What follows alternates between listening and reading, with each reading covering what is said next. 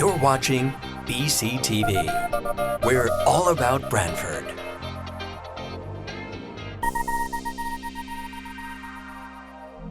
You're watching BCTV, Branford Government Television, a service of Branford Community Television. This program is brought to you in part through the support of the town of Branford. All right, good evening, everyone. It's 5:30 p.m. I'd like to call the September 11th Police Commissioners meeting to order. First, I would like a motion for approval of minutes from the June 12th, 2023 meeting. I'll make a motion. Second. All in favor? Aye. Okay, no questions on the minutes. And I now would like a motion to go into executive session to discuss interviews and considerations of 3 candidates for position of police officers. I'll make a motion And to remove executive session. yeah, and so the chief and the deputy chief will be present along with all the commissioners. Okay. Are we going down to the commissioner room? There's also, we'll have to discuss considerations, Officer Amanda Gonzalez, but we're gonna move into, Yeah, that way they're... so we're gonna move into executive session, Yeah. right, Henry? We're good? Okay. Yeah, that way everyone's done it. Okay, 6:22 p.m., we're back from executive session, and just for the record, the camera was off when we discussed the executive session. Commissioner Austin, I think you had made a motion to go into executive session, and Janice Margolis seconded, and we were all in favor. Alrighty, report of the chief. No. Oh, we need to, you want to go over that? Yeah. Okay, so we're out of executive session, no votes were taken, and can proceed, I believe, if you want to start with the Okay. motions. Make a motion to accept Trevor Mitchell Carter as one of the 3 candidates for police officer, Second. So, starting September 21 at Right. 8 a.m. Yeah. you seconded? Yes. Sorry, I was a little premature. Okay, all in favor? Aye. You want to take the next one? Sure. I'll make a motion to accept Aiden Riccardelli to begin with the police department on September 22nd to go to the academy. I'll second it. Um, All in favor? Aye. I'll make a motion for the last one, Sean Healy, to start October 12th at the academy, pending receipt of his medical and drug test. Negative. Aye. Aye. All in favor? Aye. Okay, And then this one. right, so now somebody can make a motion. I'll make a motion to appoint Officer Amanda Gonzalez to the position of supernumerary. I'll Second. All in favor? Aye. Okay, now you can go. All right, chief, report of the chair. The chief. Chief, report of the chief. Did I say, I skipped ahead, it's a long night. We congratulate the 3 new officers. All 3 of them will be entering police academies in the fall. We have 1 officer up in the academy right now. So as far as bringing these 3 on and the 1 in the academy, and we have 1 on long-term comp. So we will be down 5 officers for quite some time. So I just want to point that out, that, you know, the lateral officers, that you've heard us say this month to month, that pool has dried up. Certified officers are very difficult to get. So we have to go back to the recruits, and they'll go on for 28 weeks of training, and then between that and the field training. So they really don't make an impact for another year. So we're going to be down 5 officers. We do have some officers that are eligible to retire. So we're going to keep trying to fill, but as of today, with these appointments, we'll be at full staff on paper. But in deployment, no. So that's just important to point out. I'll skim through the monthly statistical report. You have July and August. Pretty much the same that we see as far as trends, but you may have noticed in the identity theft category, we had a very big spike in those numbers. What that is attributed to is Connecticut unemployment fraud. It's impacted across the state. Numbers are in the thousands. They were told to file police reports, so we had to kind of shift gears, and what we did was we assigned some of our records personnel to help out with the filing of those reports. But you can see July alone, we have 42 cases come in, and it has trended down, so I think the first wave is over, thankfully. But that was a large-scale fraud. Shopliftings are pretty consistent. Unfortunately, our motor vehicle thefts, we did have a little dip where there was some hope, but we are still trending. We're up 121% this year. And if you remember from last year, we were up from last year, and we're up the year before. So the motor vehicle thefts still continue.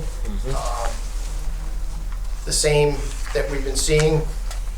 A lot of them are predominantly taken overnight, predominantly early morning hours. Some do have keys and valuables within them, although with certain models we are seeing that they're able to hotwire these vehicles.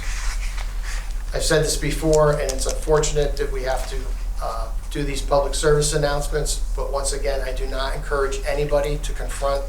If you're in your house, you see someone breaking in your car, do not go outside and confront them. Call 911. A high percentage of these offenders are armed. They will engage the police. And there's been many cases, I'm sure you're aware, where they will actually assault the police or ram into our cars. On midnights a couple weeks ago, our officers did interrupt the theft, and they did engage the officer. They weren't able to chase because it was just basically a stolen car at that point. But that trend is still trending high. Chief, is August included in here? Yes. It should Where? be, I yeah. don't see. Just keep going. It's a separate report one towards the back. Oh, it is? Yeah, it might be.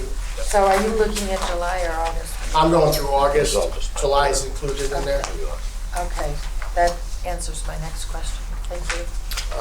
Along those lines, the supply ponds, we've had a few cases of smashed windows and valuables being taken out of the cars during the daytime hours. So in our recreational areas in the parking lots, again, lock your vehicles, do not leave valuables in plain sight. They're utilizing different tools to just smash the windows. It takes them a second, basically. And then they're taking pocketbooks and any other valuables that are in plain sight. In the social service call areas, unfortunately, our family violence cases are still continuing to rise. We have about a 17% increase. That's a number that we've been keeping our eye on. Well as the family disputes. A family dispute would be a domestic situation where there's no violence and an arrest is made. And as you can see, those were up 59% from July to August. So this is just a good snapshot of, time allocation of where our resources are going, and the deployment of our officers and some of the things we're facing. Some of these trends, as you know, are not new to us, and not new to the area, and specifically Connecticut in general.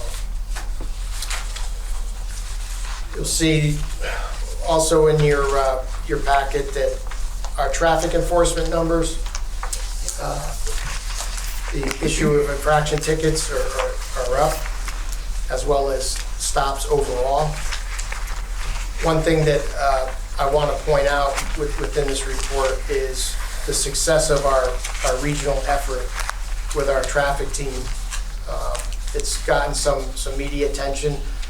It is a 6-town effort that we pool our resources to go out to do directed and traffic enforcement and education also. The last wave that they did in Branford alone, in one day, this is one day, they conducted 86 motor vehicle stops. They issued 3 misdemeanor summons, that's a misdemeanor arrest, 37 infractions, 37 written or verbal warnings, towed 9 vehicles that were not legally permissible to be operated on roadways, and scanned over 5,000 license plates through our license plate reader, which detects wanted persons, stolen vehicles. These efforts is also, unfortunately, have yielded drunk drivers, and this group predominantly works during the daylight hours, so they're still getting drunk drivers during the day. So with that said, a great deployment and very impressive numbers. The fall campaign is underway. They will be starting, I believe, in East Haven, and then we move along. So good work on their part. Good job. Very visible, especially at the pretzel. Yes.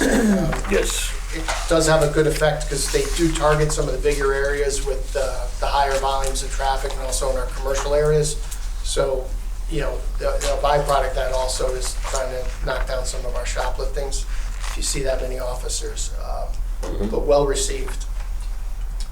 Moving on to our training, we continue to have a steady and a very busy training cycle. You'll see that some of our officers, Officer William Burkhart, Rocco Morgan, Jason Richardson, Caroline Massey. Caroline Massey has just been accepted for the South Central Regional SWAT team. She just tried out and was one of the few that did make it through this rigorous process. She did attend with Detective Lieutenant Eula to the to the Connecticut SWAT Challenge. Happy to report out of 25 teams, and these are large teams from some of them across the country, some of them are full-time police SWAT teams. Our South Central Regional team came in 5th overall out of 25 teams. And in the Physical Fitness Challenge, which is an extremely grueling event, they won it. They were the first place team. Congratulations. So kudos to them. Awesome. You also go down, you'll see that basically some of them are just requirements, but we also embarked on, all 7 of our sergeants are enrolled in a supervisory training program. We pay this through Daigle Law Group, and it gives them monthly trainings on supervisory liability, leadership, ethics, employment law, and other specialty areas. You know, we really put a lot of focus on the first line supervisor rank because that's where you need that on the street supervision at all times, and they can make or break a department. So we're investing a lot of money in them. We have a lot of young supervisors. We're, quite frankly, after tonight, we're a very young police department. Yeah. So again, you'll see that in your training synopsis, and this is ongoing. Also, as far as correspondence, there's a bunch in there for you. Highlight some. Officer Audra Clyburn helped a citizen with a disabled motor vehicle. They wanted to thank us for selfless service and in reflection of the highest ideals of law enforcement. We appreciate that input. Received a letter of recognition from a local attorney regarding Officer McCone and Sergeant Romanello as they helped work through a pretty complicated custody issue with children that ultimately led to the arrest and an extradition of an individual. Again, Officer Clyburn and Officer Chris Cope, dealing with a teen in crisis at a mental health facility. They wanted to point out their patient's communication skills and their de-escalation. They were able to direct the patient to the ambulance without incident, and they appreciated our involvement. And lastly, I have an email from Thomas Kowalik. Tom used to be the police chief in Norwalk. He is now the Kalia Northeast Regional Program Manager. And he wanted to reach out to me and express how professional Lieutenant Carangelo represented your agency at our Kalia conference and our hearing for our accreditation. She did an outstanding job answering the questions and providing information during the hearing.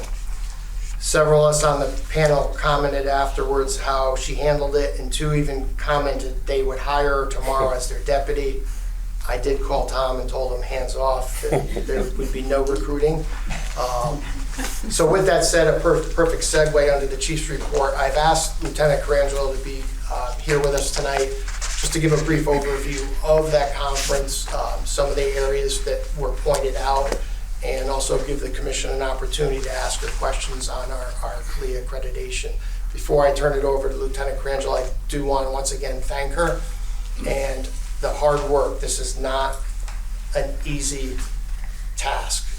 Not only does she do all her other assigned duties within the department, but this is an added challenge that was accepted by her years ago and did a fantastic job. So with that said, I'll turn it over to Lieutenant Carangelo to give you a summary of the conference.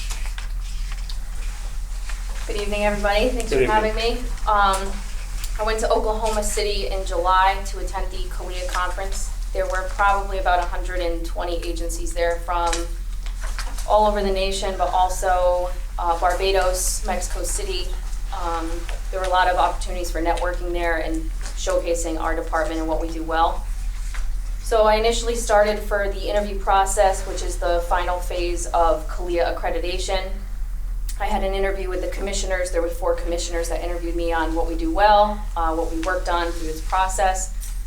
Just to remind everyone, it's a 3-year self-assessment and on-site assessment where the accreditation assessor comes out. She came out from Indiana. Then the conference where they interview you, and then there's continued compliance that they check up on you every year. So during the interview process, we discussed things that we do well. Some of the things that we do really well in Branford, we have a very good pursuit compliance. That's a big area for police work. The chief has a mind the store mentality. We try to put the officers, give them the leeway to make their decisions at the lowest level possible, which I feel we do well. We have great training in that area and pursuits. We have good oversight with our supervisors. Talked about our use of force stats. We have very low use of force stats. That's attributed to our culture, training, and just generally speaking, we have great de-escalation. We have good officers on the street. We have actually over 90% of our agency officers are CIT trained, so crisis intervention trained. That's a week-long program, it's 40 hours. 90% is a major number. So we have very successful interactions with our community. In addition to that, our police social worker as a second responder has been extremely helpful for the use of force, low numbers. So for the police social worker, we are one of the very few agencies nationwide actually that have a police social worker. I think that our continued success in that area is by a successful vetting process to get Danielle Sarasi. So I'm sure many of you in the room have actually read about her. When we hired her, she had over 10 years of experience in the shoreline area. She knew a lot of the clients. She started in August of 2021, and she has had over 1,900 referrals from our officers. That is a huge number. That's something I just ran a little while ago, and I mean, that number is not, there could be way more than that. She's been great in the field. She's also been really great for officer wellness, so I discussed that. Talked about community engagement, how Branford has a really great social media presence. We do Tip-A-Cop. We have the highest grossing Tip-A-Cop the last 3 years. Last year particularly, we raised over $31,000 at our Tip-A-Cop event. That was first in the state. So our social media presence has actually assisted with our recruitment efforts. So nationwide, recruitment and retention is down significantly in police work. We have fantastic numbers on minority groups and women in policing. We actually have 36% of our females are supervisors, we have 36% supervisors that are female, and the average nationally is 1 to 3%. So that is huge. We also have 20% female overall, which most departments are much less than that. So in addition to our successes in retaining, I think we have, as the chief said, we've gone through many certified officers. We don't lower our standards. We discussed that during the interview process. We've interviewed over 100 certifieds, and we've only hired 10 because we have very high standards. I did touch on the building project, which I know that the deputy chief is going to talk about later today. So we discussed that, how it's going to improve efficiency, improve our services to the community. Lastly, in closing, we talked about how great it was to experience the process with great leaders. We had a lot of involvement with other officers who had some projects. They had to do reporting on it, continued compliance, and then lastly, as I said in the beginning, this is not over. It will be continued. It's an everyday type of job, but essentially it falls down on patrol. What they're doing every day is creating consistency, and we're maintaining our accreditation based on what they're doing, our training. So up and coming in this project, we'll have, in May of next year, we'll have an online review. They'll go in, they'll review all of our policies, make sure that our policies are up to date, and as well as our proofs. We put proofs in there, photographs or our reports from our officers to show the compliance. So that'll be once per year for the next 3 years, and then we'll have to go in front of the commission again and be reaccredited again. So overall, it's a lot of work. We've had great success, and it's been a positive experience.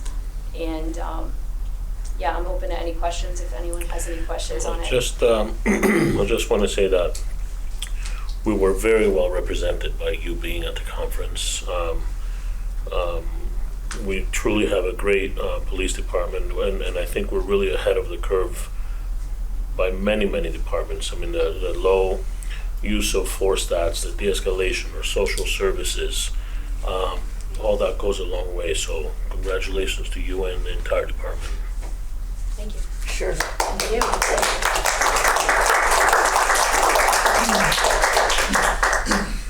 All right, that's a tough act to follow. As far as on my side, I'm done. I'll defer to the deputy for the update on the building project. Okay, so architect Brian Humes, he expects to complete design development sets by September 27th.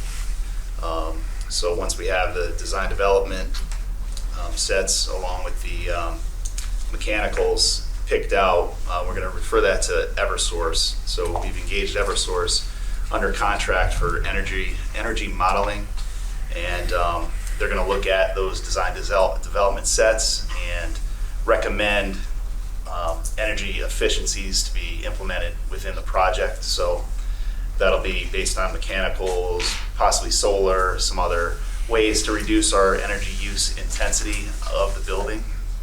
And Eversource provides incentives financially for those mechanicals and other, throughout the renovation. So based on how low you get your energy use and intensity of the building, you get more incentives through Eversource. So basically, Brian Humes will be completing that set. Then Downs Construction is also awaiting the design development set to then turn that into construction documents. So they need the design development set to turn into construction documents, which will give us final numbers, which we can then bring to the town and request funding. That's where we're at right now. Thank you, Chief. Thank you. Thank you. Thank you. And thank you, Chief, as well. You good? Yeah, I'm good. That's fine. Patty, Traffic Committee. See, I don't like following this act. It's tough act to follow, but Okay, so at the Traffic Committee tonight, the first request was to eliminate the first parking space on Thimble Island Road in front of Stony Creek Congregational Church and enforce a 25-mile-an-hour speed limit. The Traffic Committee recommends no action. Next was to designate the first 2 parking spaces by the gate to the dock for compact vehicles only. The decision was to defer this to Fire Chief Mahoney as the concerns stemmed from emergency vehicle accessibility to that area. Next one is to enforce overnight boat tie-ups and unregistered boats. Again, no action. This is something that needs to be deferred to the Board of Selectmen. Request for resident-specific parking areas. Committee recommends no action. Request for replacement of old and faded signs. The motion was made by John Sosula, seconded by Commissioner Valerie Wilkins, and the vote was unanimous. Request for traffic and parking enforcement. During the meeting, we advised some of the community residents that we have had a full-time officer there all summer long, issuing citations and trying to promote traffic enforcement. Next was a request for no outlet sign at the beginning of Hillside Avenue. Committee recommends no action. Request for no-through trucks at the corner of Flat Rock Road on Leeds Island Road and a hidden driveway sign in the same area. Committee recommends no action. Request to eliminate the handicap parking space in front of the Baptist Church on Harrison Avenue and Main Street on the east side, and move the handicap space to the west side of the street. Committee recommends no action. You good? I'm good. Excuse me, Chairman, or is there going to be a motion to accept the report, A motion to accept what? To accept the traffic. the traffic? Oh, I make a motion to accept the traffic report. second. All in favor? Aye. Okay. All right, report of the chair. Just quickly, I just wanted to, I wrote something. I just wanted to say that today's September 11th, 22 years ago, was a pretty dark day in our society. The impact that it had on the lives lost in the communities and families, we will never forget that. So I just want to take a moment to recognize how fortunate we all are to have such an exceptional police department. I mean, you heard a lot that's been going on. They protect and serve us, serves our community from risks and dangers that could happen at any given moment. So I just wanted to again congratulate our department. Appreciate that, John. Thank you. And citizens' comments, you needed to start.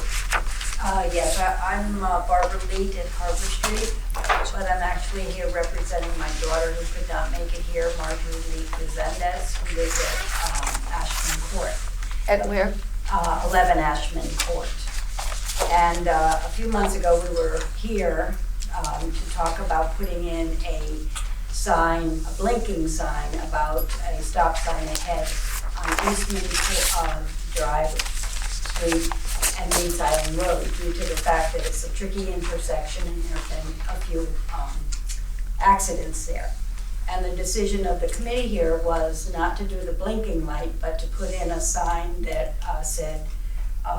showed an arrow and indicating a stop sign ahead.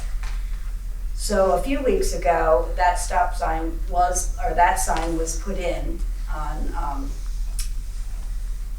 the street. But unfortunately, it may have been a little bit of miscommunication, because the idea was to put it where there was a patch of trees, so that it wouldn't be in front of anybody's house. It was instead put in front of an open lawn, so that a gentleman would come out his front door would see the sign. I'm assuming that he complained about it because the sign was removed, and all it needed to be done was move 25 feet forward to be in front of the patch of trees, but it has not been replaced yet. So we were wondering what was going to happen next. This is the first time hearing about that, but I will follow up with the town and find out when they can put the sign back someplace other than this gentleman's front lawn. All right, thank you very much. Because you have her information. She'll say it in the minutes. Okay. Thank you. Okay, who is next? I believe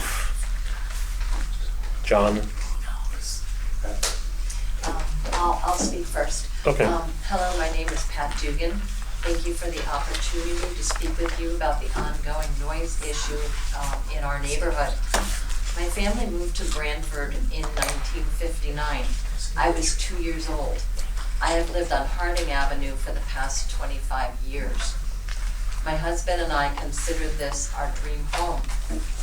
When the brewery applied for approval from the Planning and Zoning in 2014, Branford 7 reported that Mr. Crowley stated that the noise would be no louder than the Lobster Shack or Nellie Green's.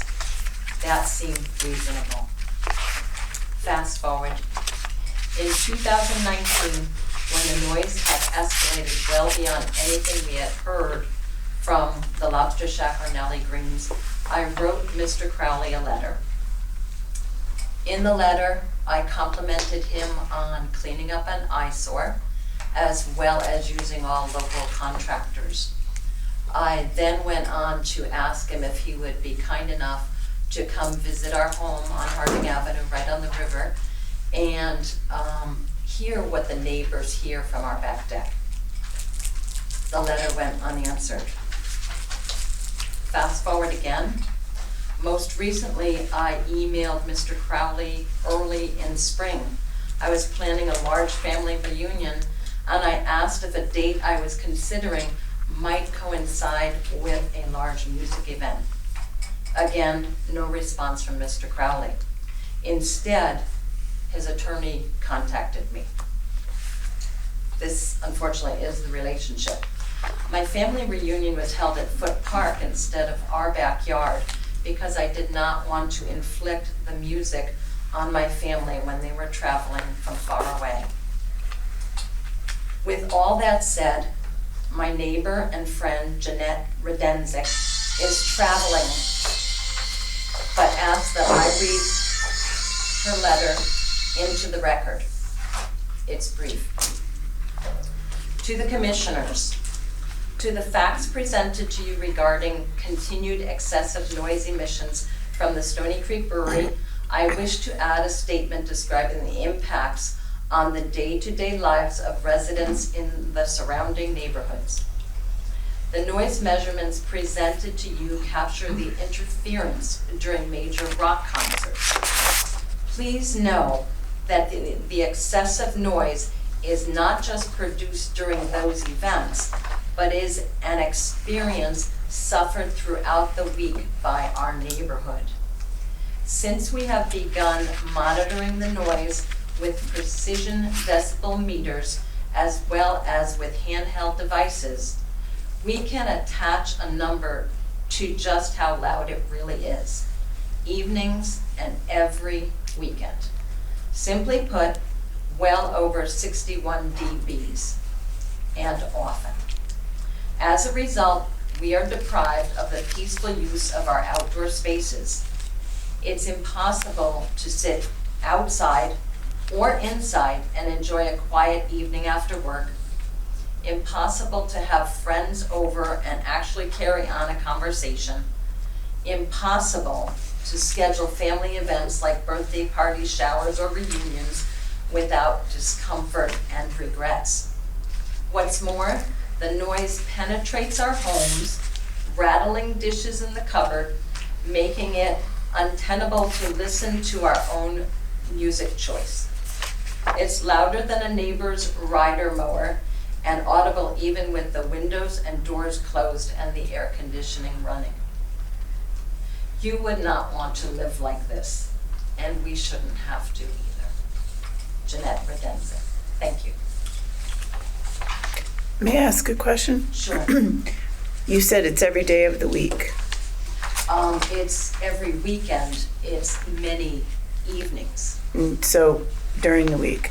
Is it the people that are attending, or is it music? Is it, I don't understand what the noise is. Well, there's Tuesday night trivia, there's dueling pianos, there's karaoke night, there's, I'm trying to think of what else. There's something almost every night. We do get a break once in a while, but if you go on their website or their Facebook page, you can see all the events. But what happens on the weekends is we usually have something in the afternoon and then again in the evening. So. And these are held outdoors? The ones during the week as well? trivia night and. I think trivia night is inside. So But I can hear it. the noise, They actually have speakers outside on the deck. So when they have trivia inside, we get to hear all of the questions of the gotcha. trivia. So this isn't just about the 2 or 3 major concerts where they set up the big stage. This is a routine thing. Thank you. So, in the email that we sent a few days ago with basically an overview of where we are, you can see that over the past year, starting in last October, when there was an event at the brewery that was so out of control that people 2 miles away were signing a petition saying that this needed to stop. And the petition was directed to the first selectman, thinking that that was where permission was given. But in fact, in a public meeting with the selectmen, he made it clear that he does not, the Board of Selectmen do not issue permits for events at the brewery. They do, if there is a special band coming in with their own stage, then the building department comes in and qualifies that stage as being a safe space. And similarly, the fire department, the fire marshal comes in and looks at the egress, but no one is giving them permission to have events where the noise level clearly exceeds the ordinance set. And that ordinance has been in place since the late 1980s. And it was crafted at that time with the input and approval of the Department of Environmental Protection of the state of Connecticut. So it was very carefully done. It was done with the idea that we would preserve the quality of life of people who are living in the town. And what we've found is that it's basically been ignored. We've met with the police department twice. We've met with the owner of the brewery twice. We've written letters. We've had petitions signed after the October event. We collected 125 signatures from people all around the town. You can see some of the people here tonight who signed that petition. Yes, ma'am. Just a quick question. What was the petition for? Like, what is the end goal here? What are you trying to achieve? We're trying to get the brewery to limit the amount of noise that it makes and stay within the limits that are set in the town ordinance. And depending on where the brewery is located, it's either it's in an old industrial zone. We don't know if the industrial zone still applies or whether it should be a planned development zone. The point is that even at a maximum during the daytime, which goes up until 10 o'clock at night, that the ordinance says 61 dB is the limit. Now, the brewery hired their own noise expert. They said they were going to try to make it better.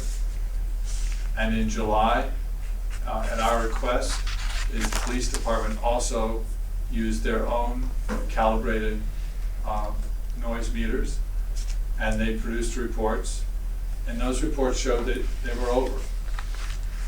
In August, our group spent our own money to bring in sound experts from out of state, measured the sound. Once again, the police department was there. Once again, the brewery people were there. We have 3 separate reports from the August event, August 2nd.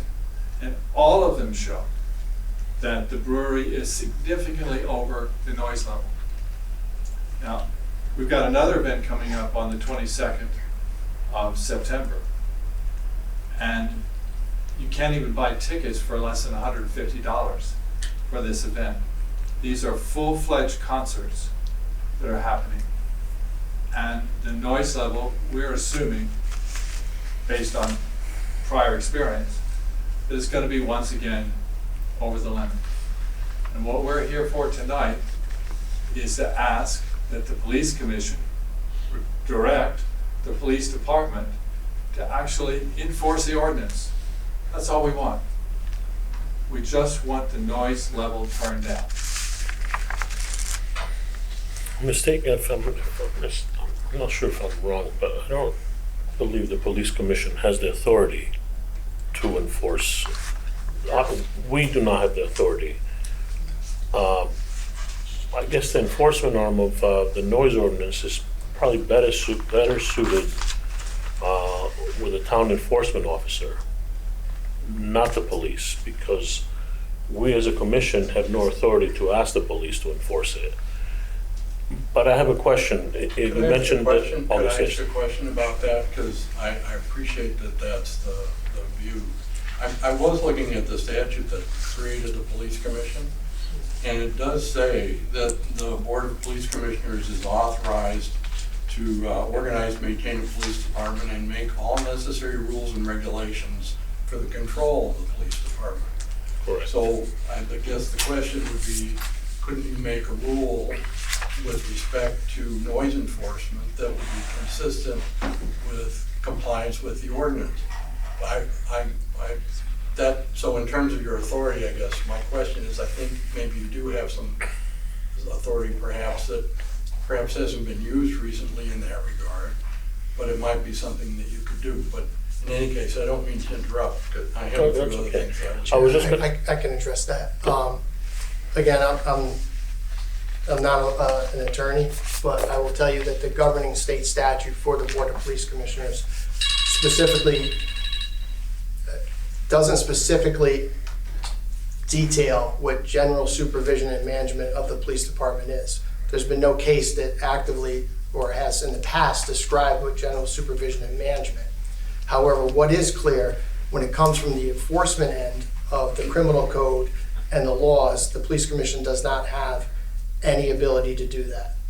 All that is vested through state statute in the police department, specifically the chief of police, who then in turn does the oath of office, or what we call the swearing in, that gives them the police powers to enforce the criminal statutes. So the police commission does not have the right to enforce the law, nor do they have, in my opinion, from my understanding of all the years, the authority to tell me how to enforce the law. That's where they're the oversight and the general supervision, the hiring, the firing, the disciplinary authority when it exceeds a certain limit. They're the checks and balances, and that's what the commission was created. They do not have the authority to go out and arrest people. Well, absolutely. So, I wasn't so suggesting that. All I was basically, suggesting was that they had the authority to establish rules and regulations under which you operate. they do, but what they don't have the authority is to regulate our discretion. And they do not have the authority to craft policies, which then would in turn give us a bright line. So, you know, this is one thing that I brought up very early on in these meetings, and I will take this opportunity to publicly say it on camera. This is a situation, as you heard earlier, that the brewery came to town, all right? From a legal perspective, the zoning process, what they are doing, it's been argued that it's a permitted use, a permitted accessory use of their live music events. Whether we want to argue about a concert versus a live music, that's not for me to do.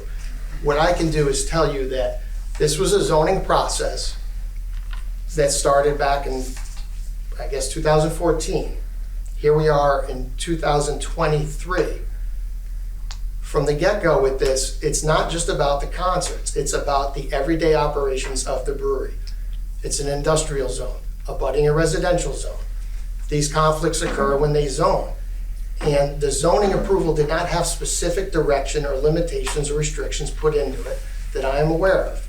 What I can tell you that at one point, the zoning enforcement officer was going to take action to tell the brewery to cease and desist for the concert.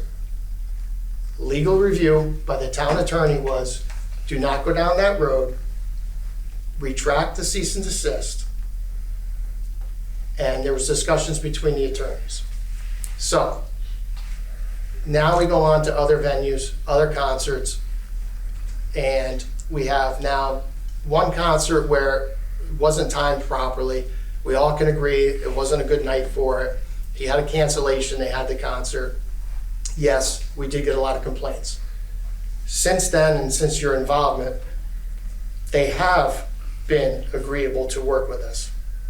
They have hired their sound experts as the group has hired theirs. What is important to note is the discretionary authority. And as the chief of police, it's stated in there that I'm the enforcement authority. We just talked about the commission's powers.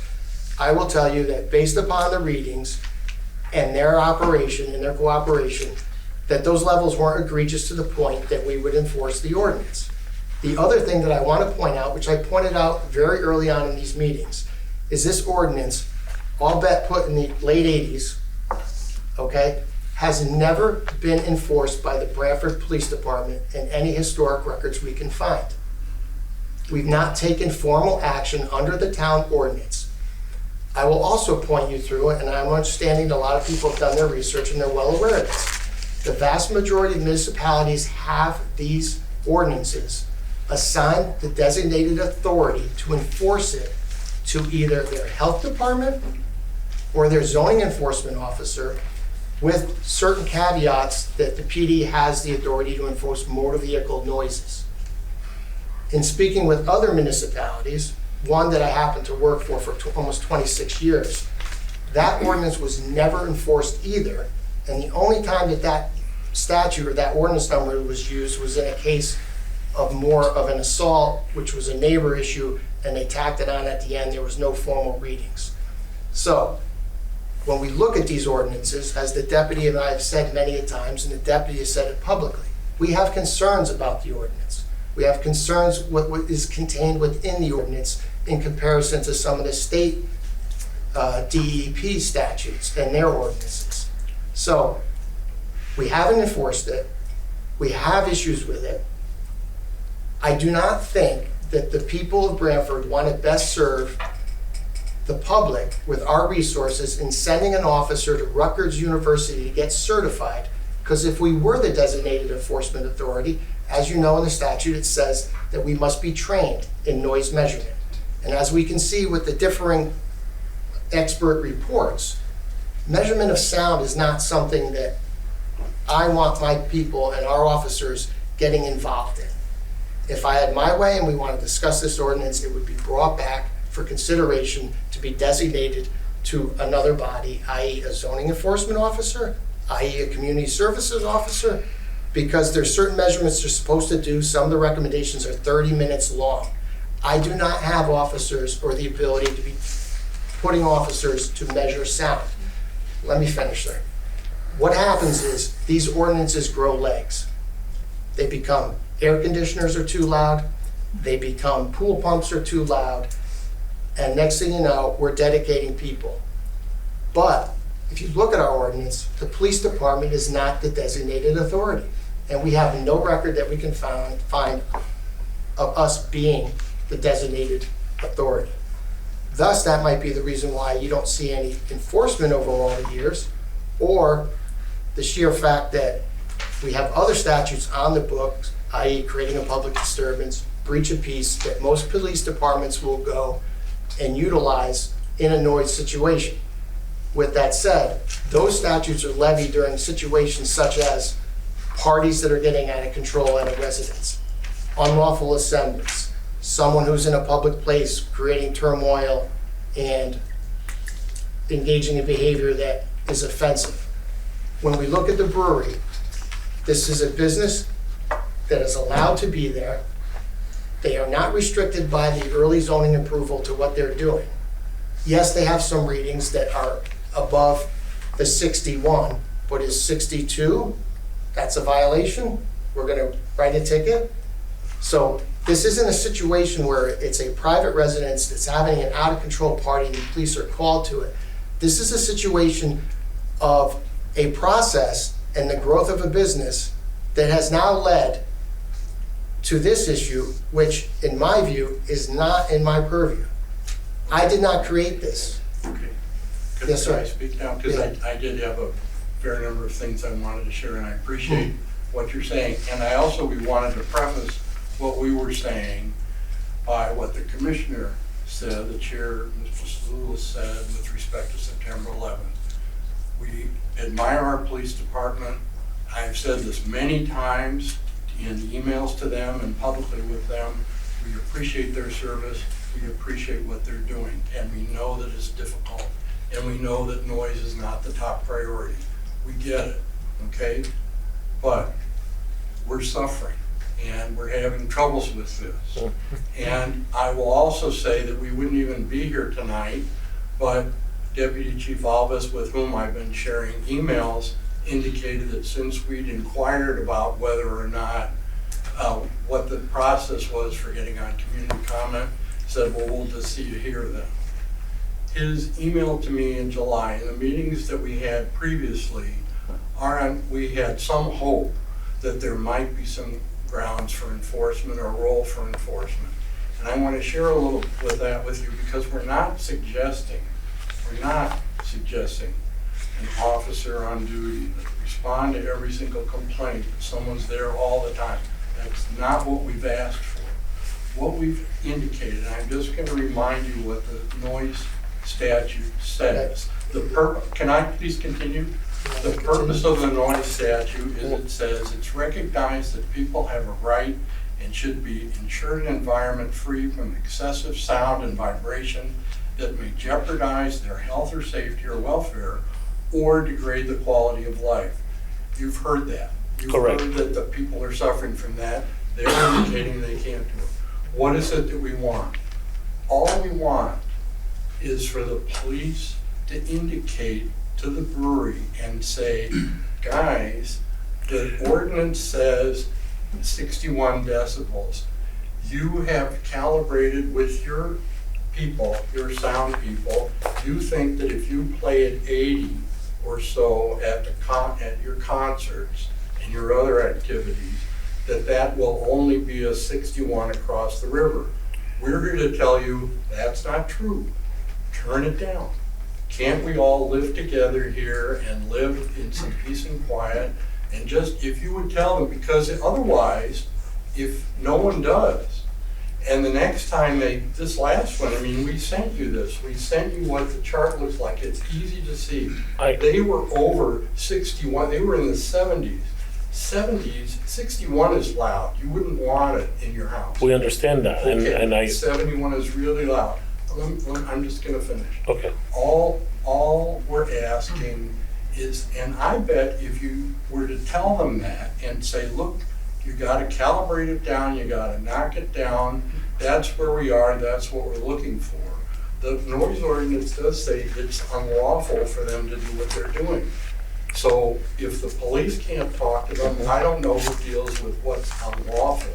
But we're just, I mean, you would go to a loud party, you would stop motorcycles. So we have addressed it, right? And you know this, we've discussed some of these things already. You've discussed it with us, but we've never heard that you've really told them to knock it off. Have you done that? Here's why. So 61 is the sound of normal conversation. We're at 61 right now. Oh, no, 61. That's actually per the chart that you sent me. That's 61. So, and that's besides the point. The chief just mentioned the enforcement authority of the ordinance. That's where it comes down to. Right. It's the town attorney directed us to research if the enforcement authority of the ordinance was ever granted to the police department. We did that research. There's no record of it ever being placed upon us as the police. Therefore, we cannot legally enforce the ordinance to begin with. Second, the ordinance from '89 probably served a good purpose then at the time when needed for whatever reasons, it was taken upon in '89. But there's nothing for measurement procedures. So our ordinance, so you hit 61.5, your group believes your group believes that's enforceable at 61.5. At 62, there's not a measure of reasonableness there. There is no measure and of reasonableness. I have empathy for Pat. I've discussed this with Pat. I've been to her house. They've tested. There has been improvements. There was that one show which we agree was egregious back in October. Way too loud, unacceptable. These last shows, from Pat's words, mouth to my ears, she said, I can deal with this when we were first testing the sound. this is reasonable, I can live with this. That was right around that Yeah, but 55 that to was when they 60. were warming up. And I Correct. was at those conferences, I was at both of the So, conferences. per the reports, you're at around 65 for most of the show. No, and So there's a lot of the groups They're all will past say 70 that for a lot of it. this last show was absolutely reasonable.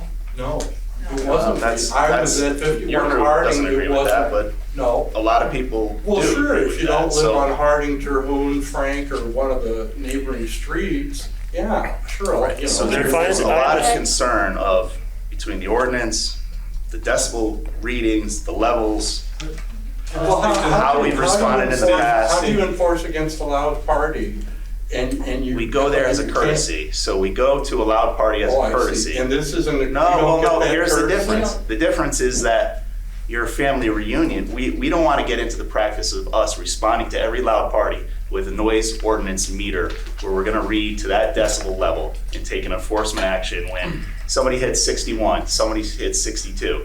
We don't want that because there are breweries throughout town. There's family reunion parties. You have a dispute with your neighbor, the neighbor's gonna call wanting us there with the decibel reader to say, oh, this child's birthday party is too loud, we want enforcement action to be taken. So we've never historically handled that as a police department. We have state statutes for that. We had a misunderstanding. So what we do is, that- we tell you to turn it down, we ask you to turn it down, we go back, we tell you to turn it down. If you don't turn it down, you may face a criminal infraction, creating public disturbance. But they You don't. may get arrested. But they don't. But it's a different, like I explained earlier, it's a permitted use in that zone, in that business. They're conducting business that they feel is lawful. Okay, That is a so lot different than when we talk I'll about a invite some of residential. the officers into my 89-year-old mother's home. I understand that, Who's ma'am. hard of hearing And- and can't stand the vibrations And I in her understand. home with windows and doors I closed and air understand, conditioners and running. I feel, but like I said earlier, one thing from the get-go, and we talked about this, is, especially for policing, you know, whether it's the noise issue, whether it's mental health, and all the other ills of society, it comes to the police department. What I'm saying is, I don't know what venue is best for you, whether it's civil, or it's back to zoning boards of appeal or zoning. I don't know what your avenue is. I'm not an attorney, but I will tell you that the police commission, my staff, we didn't create this situation. So what you're saying is BPD is not going to enforce the noise ordinance of Branford? Yes, that's what you're The saying. business, Or, well, exactly, the owners, the Branford. but there is a So level. Ed Crowley is just going to do whatever he wants No, over he's at not. Stony Oh, Creek? no, he's not. It's gonna keep escalating. He has escalated since he first Okay, got so- permission to go in there. So with all right, so let's just flip it the other way. Let's Now flip he's it the other got way. food trucks, he's Yeah. got events, he's got The issue big of it- It was a Oktoberfest. tasting license. Okay. So But let's there are just, let me just ask, would this solve your problem? If he had a concert and it was over the limit, it was 62, and we wrote him an infraction for a town ordinance violation, what would change the current status of this issue of the brewery abutting your lives and in your neighborhood? What would it change? Can someone answer that for me? We wouldn't be here Yes, if it I'll was answer that. 62. Right, We would not exactly. be here if If it you was would 62. tell him that he's too loud now and that. We do. he- We do. Well, John, can you Oh, And so he has apparently lowered he's not listening it, to the and he's Branford lowered police it either. on these last two shows. It is lower. There's issues there with bands being on stage with, you know, the band has to play to a certain medium to feel their music, to hear the music the way they want to hear it. Sometimes some of these bands control it up on stage, so it's out of the sound guy's control. And and that's neither here nor there for the police department. I understand what you're saying. We agree, the professionals said that they were over.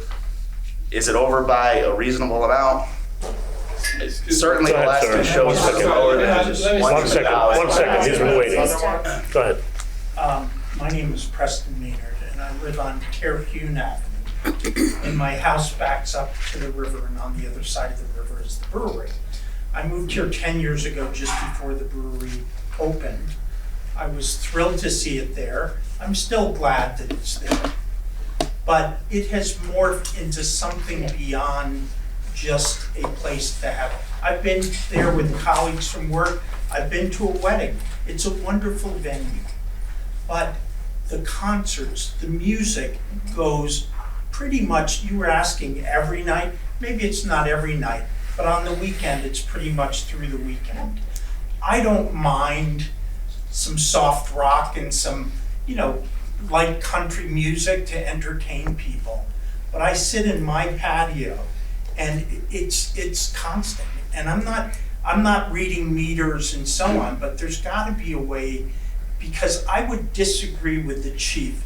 If this were happening down at Lenny's, or if it were happening at another thing abutting a different neighborhood, I bet there'd be a lot of influence on getting the music turned down. I don't think that's true. No, and that's Because there are another- many venues in Branford, whether it's the Branford Green, whether it's Stand. the Stand. No, true. How would But the they police, since the police is not the enforcement authority, let's assume that they Yeah. were, and they went after Ed, and they said, okay, you're too loud.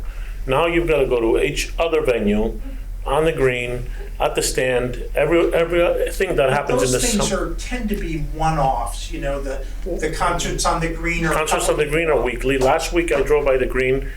I thought it was fairly loud. Now, there are people that live around that area. What would the police do How there? many concerts, how I'm many not concerts does he have this year? I'm not saying you guys are wrong. What I'm saying is, there's gotta be another way for I you mean, to. have you gone before the zoning board about this? That's the question. Because it sounds to me, and I'm thinking out loud, it sounds to me like this is a zoning issue, and that Ed Crowley is violating the zoning, whatever they approved his zoning for, which wasn't concerts, correct?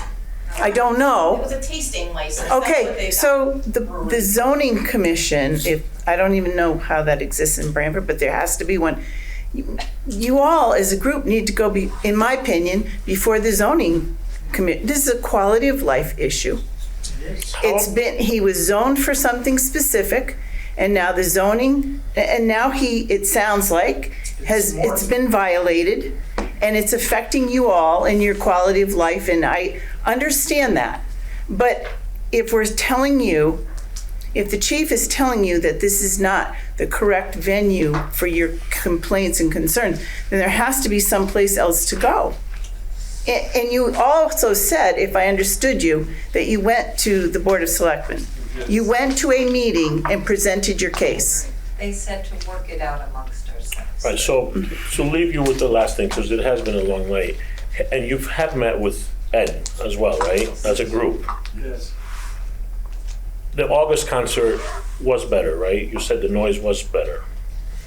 Have you, Only as compared with yes. October, but July and August were still loud. And we Right. wouldn't be here if it was 62 And dBs. if I might, Commissioner, just. Sure. You know what, we're getting hung up on, the decibels here. Yes, but decibels are important. excuse They're me. important, Correct. but not to this body because Okay, we can't do but just for the anything for record, if I you. might. sure. Sure. The decibel, the way it is measured, we think of, 65 is just a little bit more than 61. But in fact, it's not linear, it's logarithmic. It goes up by exponents. So that in fact, if you go from 61 to 71, you've literally doubled the sound level that people experience. So for the last concert, they were around 66 for an hour and a half. That's an average. And they were going up into 75. So they are clearly well over, and the noise is much, much louder than what it should be. And so you're telling us that we can't come here and get relief? Okay, maybe we need to go somewhere else. But we need to establish the fact here that they are well above where they should be. Go ahead, Christian. Okay. Please. Could I add a somewhat different perspective here? The chief has said that this is not something that has ever been done since the ordinance was issued. And maybe isn't done in other departments either. But I'd like to take you back into history a little bit. If we go back 50 years, maybe even 40 years, police departments did not involve themselves in domestic violence. The doctrine in police departments was that we're not social workers, we're policemen. That's what we're supposed to do, and that's what we're paid for, and we have no business interfering in family affairs. Well, there was enough popular demand that something's got to be done about domestic violence, and today, I'd say most police officers are social workers in effect. The lieutenant was telling us that domestic violence is up 17%. It was up 57% in some other measure. Let's take a more recent example, fentanyl. Fentanyl has become a menace in New Haven, and I'm sure there's some fentanyl problems here. When this first came up, My nephew died. and police were asked to intervene, I imagine quite a few people said, hey, we're not paramedics, we're policemen, we're policewomen. That's not our job. Well, now it is your job. I imagine every police officer in New Haven has got a naloxone kit that he carries with him or her, and I imagine either you guys do or you have it in your car and you can get it right away. That's a new job. You've taken on something else. People have to get trained in that. I think what we're asking is that, and maybe this is something new that is going to add a burden on the police, but we're asking you to think about taking this seriously too. Thank you, Christine. So, let me just add this, is that it seems to me the issue is who's the enforcement authority here? It clearly is not the police department. So the next step is, then where do we go for here to get a remedy? How do we move along to get a resolution of what's going on? Clearly, it's not the police department. So listening, the zoning enforcement officer would be where I would, has anyone reached out to a board zoning enforcement officer? That might be a route that because this isn't gonna resolve the issue.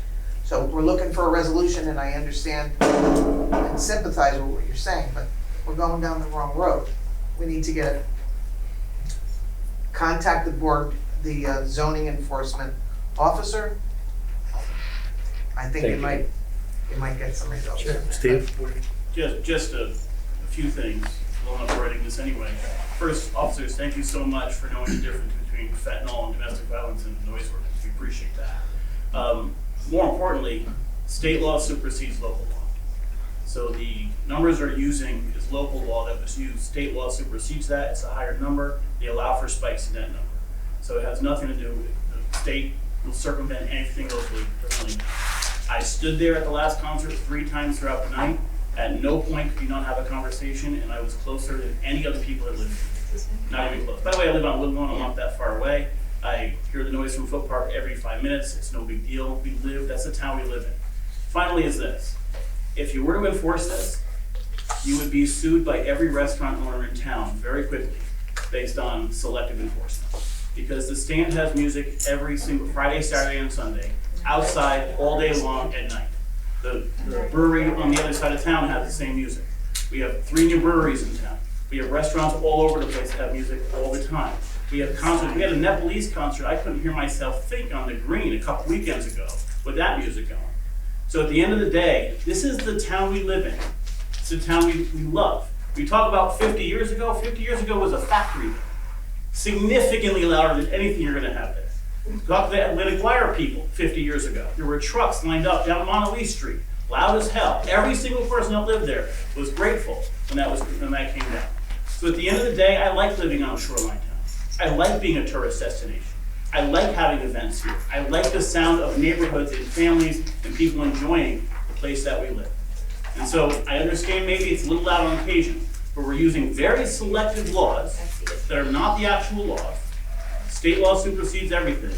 We're asking our police or town officials to enforce very selectively that will end up being lawsuit after lawsuit after lawsuit. And I can use the example of we didn't enforce domestic violence 50 years ago. That's absurd, and an absolutely absurd comparison, quite frankly offensive, that was ever even raised. Well, Thank you, sir.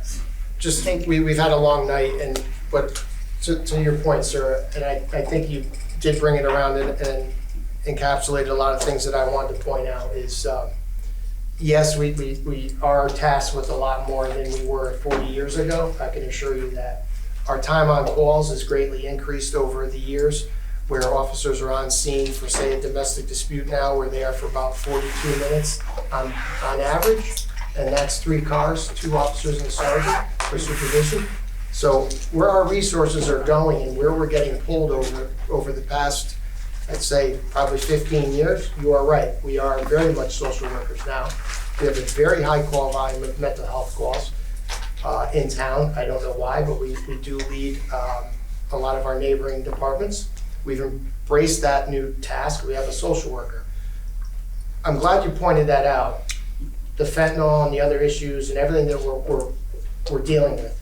Friday day shift, we had 3 overdoses before lunchtime. 3. That necessitates the use of the fire department. That's our officers responding. At times it's our detectives responding for fatal overdoses.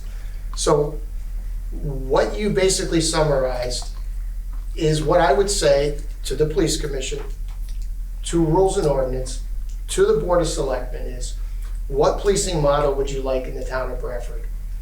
I am as frustrated as you are with a lot of issues. I understand your frustration with the noise with the brewery. There's only certain things we can tackle and handle and focus on.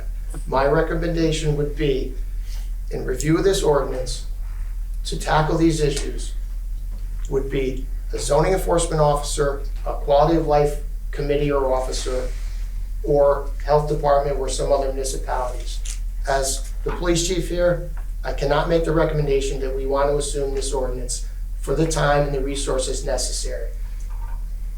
I appreciate you bringing that up, because that's exactly the reason why I do not believe it should reside with us, because these become more complicated than a simple writing of a ticket.